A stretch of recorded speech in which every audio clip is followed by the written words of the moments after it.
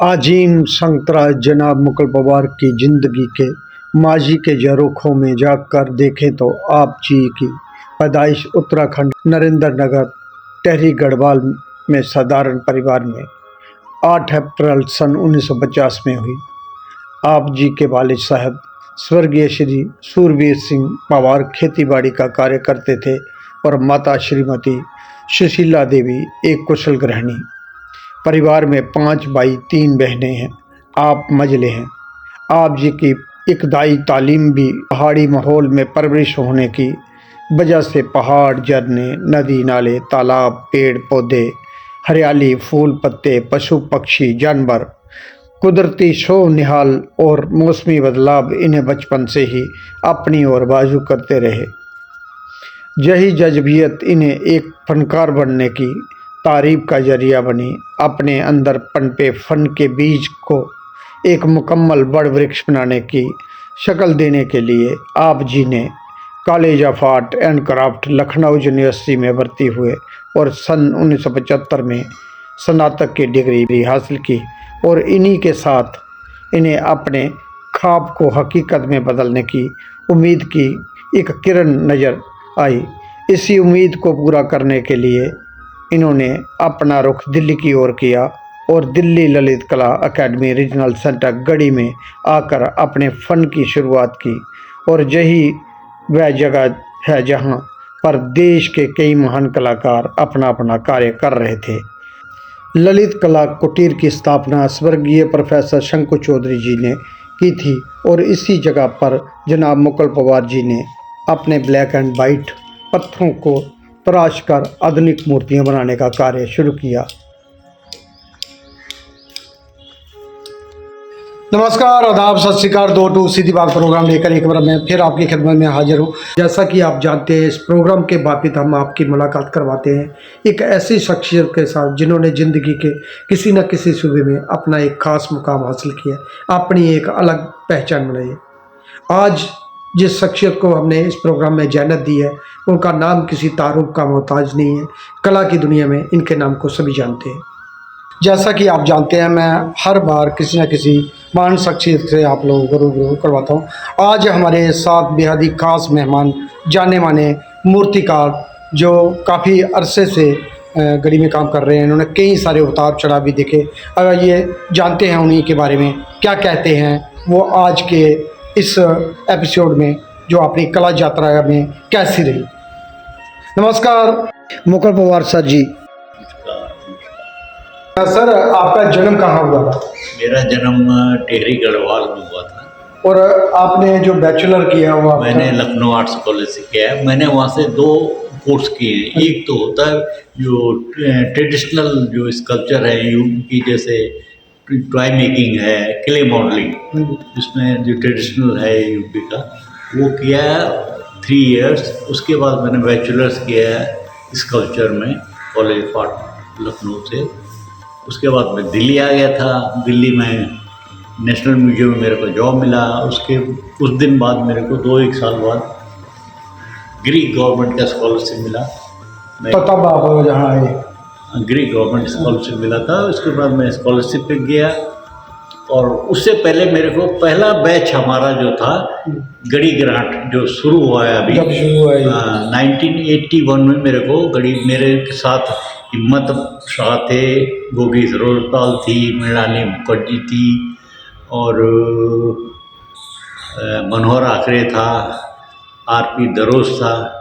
हम लोग 10 लोग थे टोटल। इसमें पहला बैच था जो गढ़ी स्कॉलरशिप शुरू हुआ था, गढ़ी ग्रांट। आपने बहुत उतार चढ़ाव देखे, जहाँ कहीं आए सीनियर कलाकार, कहीं गए, और अभी इसकी हालत थोड़ी ठीक नहीं है। तो इसको बेटर करने के लिए और क्या क्या किए जाए, क्या क्या होना चाहिए आपके टाइम पे जैसे होता था? पहले तो यहाँ बहुत सीनियर आर्टिस्ट, स्वामीनाथन यहाँ पे थे और किशन खन्ना यहाँ पे थे, मंजीत बाबा यहाँ पे थे और ये अपना सब संतोष साहब यहाँ पे थे, PS कुलकर्णी थे, शंकु चौधरी के तो बनाया हुआ ही है ये, वो तो थे ही, और हीरा जी थी, तो सारे लोग हैं। हाँ, पहले आपने बहुत सारे समय से आप देख रहे हैं और लोग आते भी रहे, काम भी करते रहे, और तब का माहौल और अब के माहौल में तो बहुत फर्क है। बहुत फर्क है, बहुत फर्क। अभी एकेडमी लास्ट स्टेज में बोल सकते हैं कि इसको और बेटर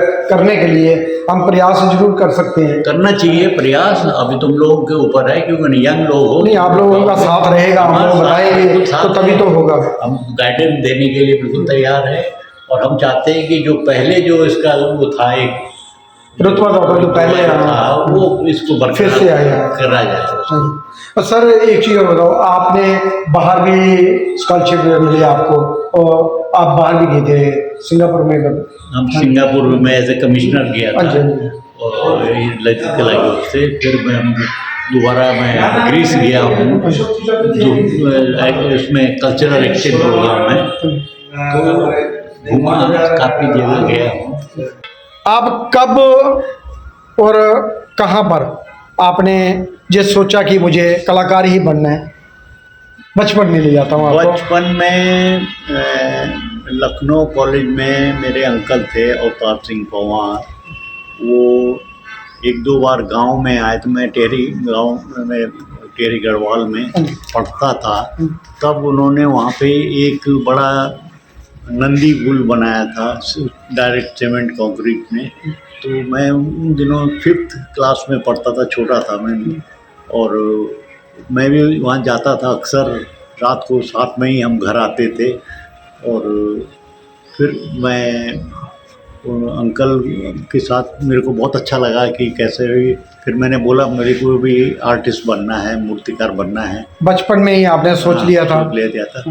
तो उसके बाद जब मैंने वो किया तो मैं लखनऊ गया, लखनऊ मैंने ये ट्रेनिंग किया है, BFA किया है। जो आपके पहले गुरु रहे वो कौन कौन रहे जब कॉलेज में थे? एक तो हो गया परिवार में आपको विरासत में मिला जी। हाँ, वो पहले तो मेरे गुरु थे अवतार सिंह पवार, उसके बाद थे मिस्टर RS बिस्ट थे वहाँ पे, BN आर्य थे, और नित्यानंद महापात्र थे, और ML नागर थे, और उसके बाद वहाँ पे प्रिंसिपल आए दिनकर कौशिक। हाँ जी, शांति निकेतन से आए थे। तो इनके साथ में हम काफ़ी अच्छा वो रहा, और वहीं से मेरे को स्टोन का बड़ा शौक लगा, और मैं वहीं से स्टार्टिंग से ही मैं स्टोन करने लगा था, कॉलेज लाइफ से ही। और दिल्ली आके फिर मैंने काफ़ी काम जो है स्टोन भी किया। 1996-97 में मैंने गढ़ी में एडमिशन लिया। आप जब आए थे, आप पहले व्यक्ति थे घर से जो निकल गया, विरासत में आपको तो मिला ही था वो माहौल, और आपने बहुत सारे परिवार के लोगों को भी लाया इसी फील्ड में, और आपने देखा कंटिन्यू उनकी पूरी मदद करते रहे, और सबको आपने एस्टेब्लिश भी किया। और जो नए लड़के भी आते हैं, मैं भी जब आया था, मैं इधर ही आया था स्टार्टिंग में, शंकु बाबा जी के पास आया था मैं, और उसके बाद मैं आपके स्टूडियो में आया और काफ़ी इधर भी काम किया। और तब और अब में जो जर्नी में आपको क्या लगता है कि क्या क्या परिवर्तन आए? वो समय अलग था, समय समय की बात है, समय बदलता रहता है। आर्टिस्ट तो पुराने लोग तो चले जाते हैं, आते रहते हैं। समय के साथ आदमी अपने को आगे ढालता है, वो अपना परिवर्तन तो नियम है उसका, तो वो होता रहता है, और समय के हिसाब से आदमी अपने आप को ढालता है। आपने इतना सारा काम किया, हर मीडियम में काम किया, चाहे ब्रॉन्ज हो, चाहे टेराकोटा हो, चाहे आपने स्टोन हो, लगातार अब तक आप काम करते हो। तो आपको क्या लगता है कि और क्या कुछ ऐसा रह गया है बाकी जो लगता है कि इस मीडियम में मेरे से छूट गया था, जहाँ कोई इच्छा थी कि मुझे ये भी करना था, मेरे से मैंने किया नहीं, कहीं होता ना, बहुत सारी चीज़ें होती हैं। नहीं, अब तो मेरी एक ही इच्छा है कि मैं अब, क्योंकि उम्र के हिसाब से अब तो मैं स्टोन नहीं कर सकता हूँ, तो अब मैंने ये एक लाइट मीडियम लिया है। ये बहुत बढ़िया है, आप मैंने देखा है, बहुत अच्छी सीरीज है, लाइट भी है। तो मैं इसको प्लास्टर में पहले इसका एक मैकेट कर लेता हूँ, बना लेता हूँ, और फिर इसको कास्टर को दे देता हूँ, कास्ट करके खोल लिया जाता है। पहले बहुत सारी कास्टिंग इधर होती थी, पहले होती थी, तो लेकिन अभी शिफ्टिंग का आया था, बंद तो नहीं हुआ था, फिर इसको प्रयास करने से खुल सकता है ना? हाँ, खुल सकता है, लेकिन अभी वही है कि गवर्नमेंट ने बैन किया हुआ है कि नहीं पोल्यूशन का था ना, पोल्यूशन तो अभी नहीं है, अभी बहुत सारी चीज़ें नई आ गई टेक्नोलॉजी में, जैसे इलेक्ट्रिक आ गया, उसमें हाँ, पोल्यूशन इलेक्ट्रिक से अगर गैस बेल्ट वो हो जाए, गैस अगर फर्निश लग गया है तो यहाँ पे कास्टिंग हो सकती है फिर से। तो हम तो चाहेंगे कि गैस फर्निश सरकार को इन बातों पे जरूर ध्यान देना चाहिए कि टाइम बदलता है, समय बदलता है, समय के साथ साथ नियम भी लागू होते हैं। जब अभी इतनी टेक्नोलॉजी इतनी आगे बढ़ गई है तो जी हो सकता है कास्टिंग का फिर से, अभी हाल ही में हमने इधर हमारे इलेक्ट्रिक फर्निश किलन भी लगा है, तो वैसे ही हमारे भी स्कल्पचर भी हो सकता है। हाँ जी, मोस्टली सब जगह आजकल यही फर्निश लग रहा है, गैस फर्निश लग रही है। तो अच्छा रहेगा अगर यहाँ भी गैस फर्निश लग जाए। हाँ, नई पीढ़ी को भी फायदा होगा, जो आने वाले हैं उनको भी, बिल्कुल। सबको फायदा होगा। क्योंकि बाहर कास्टिंग बहुत महंगी है, महंगी है। हाँ जी, हाँ जी। और यही और फिर नखरे भी बहुत दिखाते हैं, बहुत महंगी हाँ, जो है, जाना पड़ता है उधर इधर अगर ये नहीं जो हो। है जितने भी मेरे मेटल वाले हैं सब मेरे यही हाँ जी, कास्टिंग किए हुए हैं, पहले यहीं पे हम कास्टिंग करते हैं। ये सारे काम जितने भी थे आपने इधर ही किया है। ये जितने भी काम हाँ हैं जी, ये सारे यहीं पे किए हुए हैं। ये दोस्तों इनके सीरीज बाय सीरीज वर्क हैं, आप देख सकते हैं, ब्रॉन्ज में हैं, अलग अलग मीडियम में हैं। और इनका मानना है कि अगर ब्रॉन्ज कास्टिंग जहाँ शुरू हो जाए तो बहुत लोगों को और भी फ़ायदा होगा। और जब नियमों के साथ रूप भी बदल रहे हैं और रूप भी बदल रहे हैं, लोग भी बदल रहे हैं, लेकिन ललित कला का बैनर वही है और इसको ललित कला अगर चाहे तो और बेटर कर सकती है, और कास्टिंग का भी जहाँ हो सकते हैं। आइए एक नज़र डालते हैं इनके द्वारा बनाए गए कार्य पे।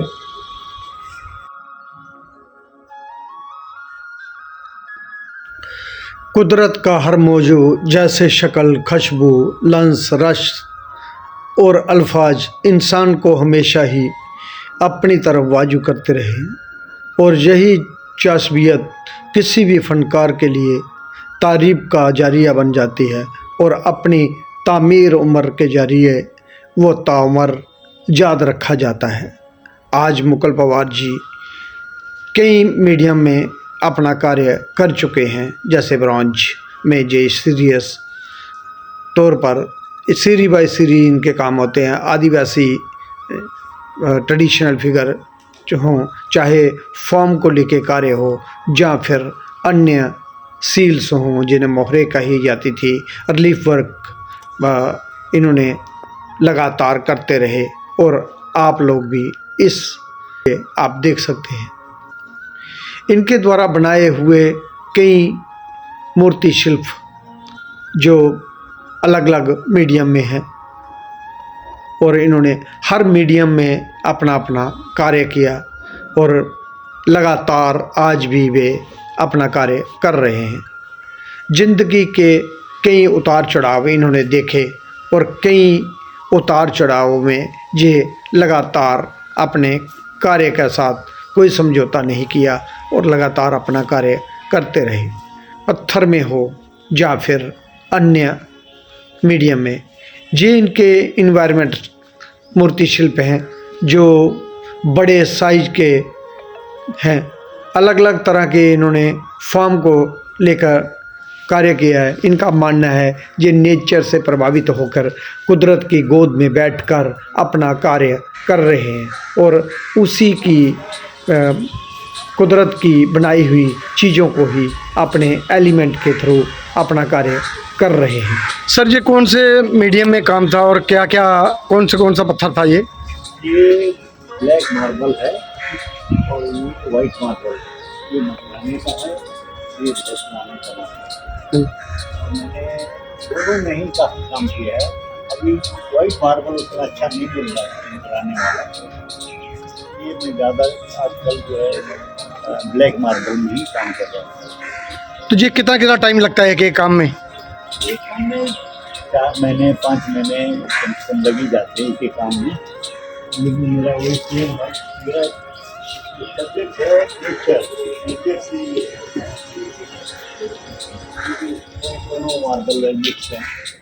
जैसे आप ये 2 और 3 को मिला के कंपोजिशन करते हैं, इसका क्या कोई कारण था या कुछ आपको अच्छा लगता था जहाँ? अच्छा लगता है, हाँ जी। इसमें थोड़ा सा गेटअप आ जाता हाँ है जी। और थोड़ा साइज भी हो जाता है, क्योंकि बड़े मार्बल इसमें हैंडल करना बड़ा मुश्किल हो जी। जाता हाँ है। जी। तो इसमें 2-3 करने से क्या होता है कि इजीली जो हैंडल करने में लगता है हाँ जी। वो हो जाता है। जैसे इधर आगे आपका ये काम है। एक ही है, हाँ जी। मार्बल है, हाँ जी। ये पॉलिश है, ये टेक्सचर में हाँ। आपके बहुत सारे काम हैं, जैसे अलग अलग थीम के, इनके टाइटल भी अलग अलग हैं आपके? मगर ज़्यादातर मेरे नेचर के ऊपर काम हाँ है। जी। ये मेरा एक अभी नया मैंने किया, एक पुराना पड़ा हुआ था, कैट सीरीज में? कैट भी किया है। नहीं, मेटल में भी आपने कुछ सीरीज की थी इसलिए। मैंने कैट में मेटल में की। हाँ जी। एक मेरे पास एक पड़ा हुआ था, उसको मैंने फिनिश करके ये तो बहुत अच्छा ग्लेज है, इसमें पॉलिश किया आपने पॉलिश कलर किया है, में। इसको पूरा फिनिश करके किया है। अभी दोस्तों अंदर चलते हैं इनके स्टूडियो की ओर, देखते हैं, एक नज़र डालते हैं उधर भी। जी सर, मैं बात कर रहा था अभी ब्रॉन्ज की। ये सारे जो है सारे ब्रॉन्ज है इस एरिया में। हाँ जी। ये एल्युमिनियम है हाँ जी। और ये ब्रास है और मेटल हाँ। ब्रॉन्ज है, सारे मेटल में।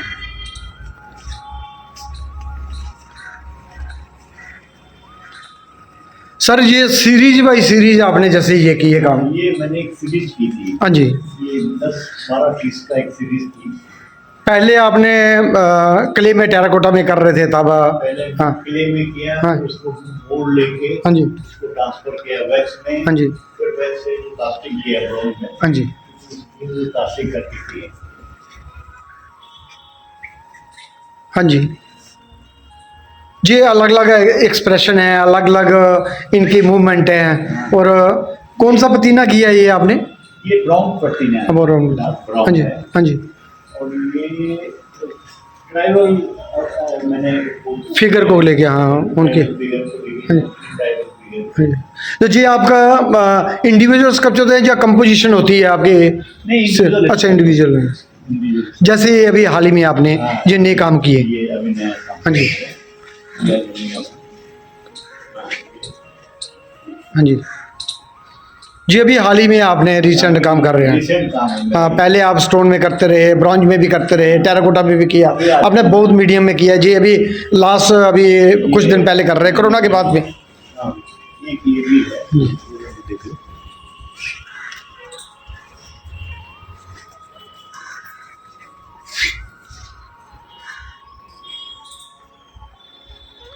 जी जी, कौन सा मीडियम है? ये एल्युमिनियम है। एल्युमिनियम है, इसमें आपने क्रोम करवाया है ऊपर से? हाँ, इसमें वो किया है, हाँ जी। वॉकिंग करके हाँ जी। लेकर किया है इसमें। स्टील इफेक्ट देता है। हाँ जी।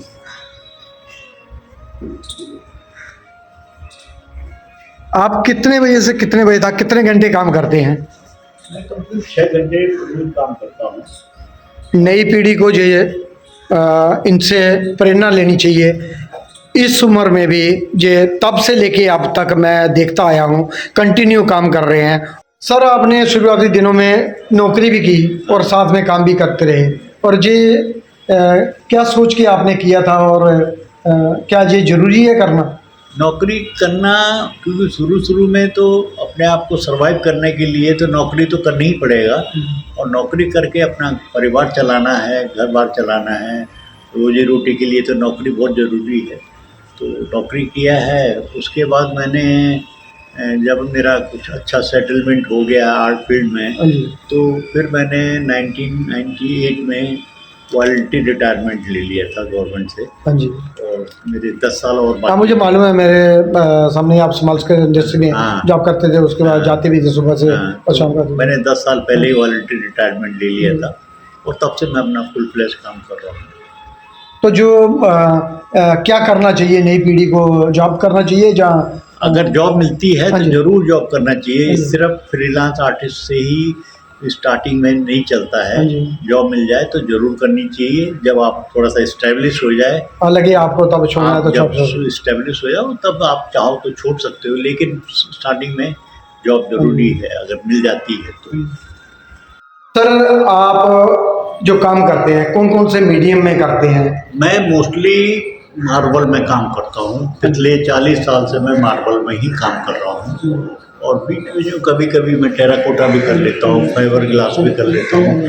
लेकिन अभी एज होने के हिसाब से जो आपको सुविधा लगता है कि उसमें अब वो मार्बल मेरे से नहीं, अभी मैंने देखा आप बहुत अच्छा ब्रॉन्ज में काम कर रहे हो और उसमें मेटल में कर रहे हो और पीओपी से, और उससे आप टेक्निक जो है आपकी, आपने मैंने भी आपका साथ बहुत पहले स्टार्टिंग जब आया था देखा, काम भी किया, और आप तब से लेके अब तक कंटिन्यू काम कर रहे हैं। कंटिन्यू काम कर रहा हूँ मैं। तो ये जो आप काम करते थे तो ये क्या बाहर भी एग्जीबिशन लगती थी, इधर भी लगती थी, इसका क्या? कई जगह बहुत सारे लोगों का जो नए लोग आते हैं ना वो पूछते हैं कि इतना काम करके क्या करोगे, तो मैं उनके लिए पूछ रहा हूँ। नहीं, मैंने बहुत काम किया है और यहीं से काफ़ी सेल भी हुआ है। और बॉम्बे में हमने शो किया है, चंडीगढ़ में शो किया है, मद्रास में शो किया है। तो शो तो सब जगह किए हैं। कई ज्यूरियों में भी रहे, कई कॉलेजों में भी जाते हैं आप, कई सीनियर जूनियर स्टूडेंट भी आते हैं आपसे मिलने। मैं बहुत जूरी में रहा हूँ, मतलब इंडिया के मेरे ख्याल से मोस्टली एकेडमी में मैं जूरी में गया हूँ। भारत भवन गया था मैं, जो कला सम्मान होता है और एक कालिदास सम्मान जो है उसकी जूरी में उज्जैन में होता है कालिदास। हाँ, तो उसकी मैं जूरी में था। नहीं, अभी हाल ही में आप लखनऊ में भी गए थे, मैं बाद में बनारस में गया था, मेरा मालूम पड़ा कि आप भी आए थे वहाँ। मैं लखनऊ गया हूँ, मैं चंडीगढ़ गया हूँ, मैं बेंगलोर गया हूँ और कई जगह गया हूँ। और आपने कई जगह एग्जीबिशनें भी की हैं, कई जगह आप कैंप भी किए बहुत सारे पहले आपने। कम से कम मैंने तो 30-35 कैंप किए ऑल ओवर इंडिया में। और पिछले 40 साल से मैं कर ही रहा हूँ ये सब। और ललित कला के आप मेंबर भी रहे, आपके टाइम पे बहुत सारे प्रोग्राम होते थे, तब हम नए नए आए थे तब देखते थे। ललित कला में मैं 15 साल एकेडमी में रहा हूँ और हमारे टाइम में ये गोल्डन जुबली जो हुआ है वो सबसे बड़ा जो प्रोग्राम था इंडिया का, 50 साल का जो स्कल्पचर का भी वो हुआ था और उसका मनाया था। हाँ जी, और कई सारे फेस्टिवल में होते थे, जब मैं आता था देखता था आप लोग उसमें एक्टिविटी थी पहले, अभी वो सब बंद हो गई है। तो इसको क्या मतलब हो सकता है अभी और बेटर करने के लिए क्या हो सकता है? बस अब आर्टिस्टों को इकट्ठा होके करना चाहिए सब, वही अगर आर्टिस्ट एकजुट होके करें तो आपको लगता है कि पहले वाला रुतबा आ सकता है? बिल्कुल आ सकता है, प्रयास करने से करना सकता है। बिल्कुल आर्टिस्टों को प्रयास करना चाहिए और वो हो जाएगा। तो जो नई पीढ़ी है जो बाहर बैठी है उनको क्या संदेश देना चाहेंगे आप अपने कला के माध्यम से? उनको क्या करना चाहिए? उनको एकदम से ये नहीं सोचना चाहिए कि हम आते ही जो है बड़ा कलाकार बन जाए। काम करें, स्ट्रगल करें, आपने स्ट्रगल करें। एकदम से आजकल के लोगों में क्या हो, नए आर्टिस्टों में क्या है कि चाहते हैं कि 2 साल के अंदर ही मैं वो एकदम बड़ा आर्टिस्ट बन होता है, इधर बहुत सारे देखते हैं, हम भी देखते हैं। तो इसलिए करना चाहिए, काम करते करते ही मिलता है आगे जो बढ़ता है, काम करते करते। क्योंकि नई नई टेक्निक है, एग्जीबिशन देखनी चाहिए, एग्जीबिशन में पार्टिसिपेट करना चाहिए। तो यही मेरा एक संदेश है लोगों के लिए। धन्यवाद सर, 2 टूक सीधी बात प्रोग्राम में आप आए, आपके बारे में जाना, आपकी कला के बारे में जाना। धन्यवाद दोस्तों, अगली बार फिर मिलेंगे किसी नई हस्ती के साथ। तब तक देवीदास खत्री को दे इजाज़त। जय हिंद, जय भारत।